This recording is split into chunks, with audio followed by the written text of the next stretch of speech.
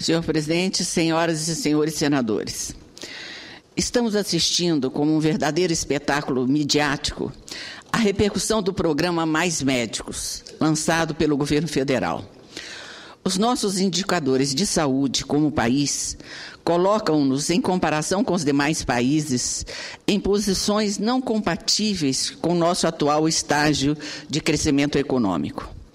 A incompatibilidade desses indicadores, saúde versus economia, é mais uma demonstração de que o crescimento, como conceito quantitativo, não significa necessariamente desenvolvimento. Isso a qualidade de vida que todos almejamos para a nossa população. Indiscutivelmente, não se fala em desigualdade no Brasil sem que seja referenciada a problemática da saúde. A ausência de médicos nas regiões periféricas dos grandes centros urbanos e nos rincões do nosso país é, pois, uma problemática a ser atacada com todo o vigor que se possa imprimir em termos de políticas públicas.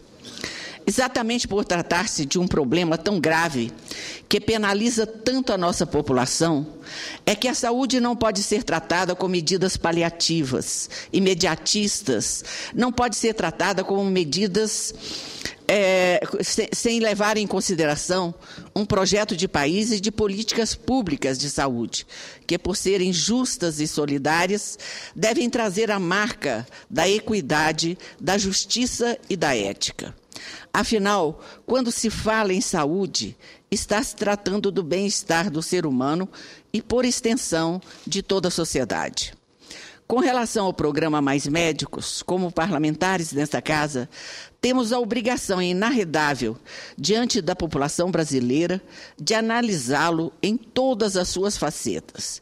Se analisarmos os dados da demografia médica brasileira, que nos chegam tanto através do IBGE, quanto através do relatório Demografia Médica Brasileira, publicado pelo Conselho Federal de Medicina em fevereiro de 2013, embora exista, de fato, uma enorme desigualdade na distribuição dos profissionais, os índices de médicos por habitantes é aceitável e está mais ou menos na média dos países desenvolvidos.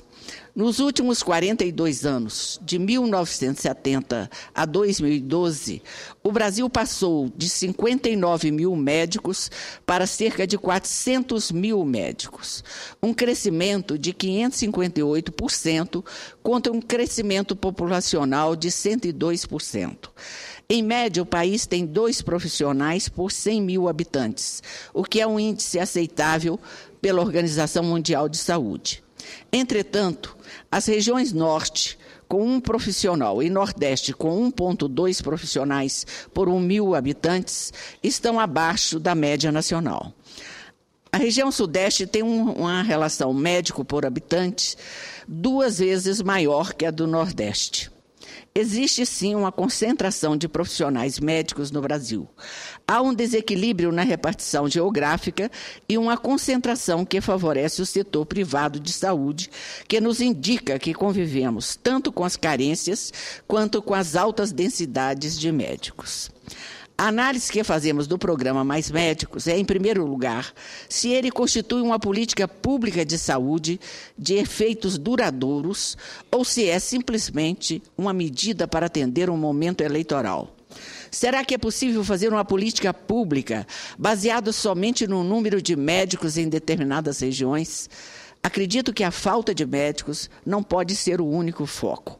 Por outro lado, que adianta autorizar novos cursos e novas vagas em cursos de medicina sem a mínima qualidade na graduação, sem dizer da ausência de vagas na residência médica?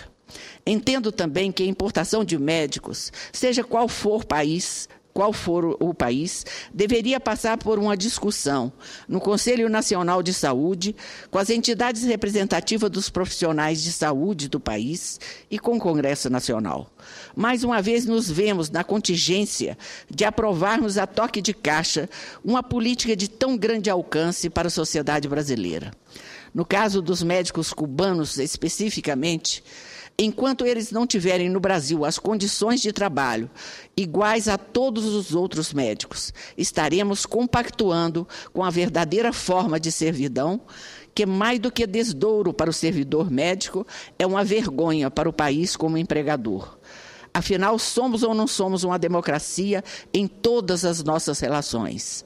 Ainda mais, como aceitar que eles, os cubanos, não possam trazer suas famílias, que eles recebam menos do que os outros, e o sistema de pagamento em forma de bolsa e não de salário? É uma forma de fugirmos aos encargos trabalhistas, prejudicando a todos os médicos que vão enfrentar situações difíceis pelo interior do Brasil. Por fim, se essa política aplicada numa verdadeira correria focar apenas o número de médicos, estamos nos esquecendo da ausência de condições dos hospitais e postos de saúde pelo país. Falta de aparelhos para exames básicos, macas, condições de higiene e até papel para prontuários. Chama atenção, portanto, para uma discussão séria sobre os mais médicos. Não se trata de rejeitar simplesmente, mas de considerá-lo à luz das reais condições do país e não esperarmos que a simples multiplicação numérica de médicos vá resolver os problemas de saúde no país. Pela proposta orçamentária, vejam bem, senhor presidente e senhores congressistas, encaminhada ao Congresso na semana passada, pouco se previu de aumento de recursos para a saúde. Mais precisamente, 5,98% de aumento. E de onde virão os recursos para cobrir os mais médicos, que deverá custar 2 bilhões e 800 milhões de reais? Das emendas parlamentares, mais uma vez, é dada ao Congresso Nacional a responsabilidade de locar recursos para cobrir um projeto feito de afogadilho. São as considerações que gostaria de fazer, por enquanto aguardamos a chegada do projeto aqui neste plenário. Era o que tinha a dizer, senhor presidente.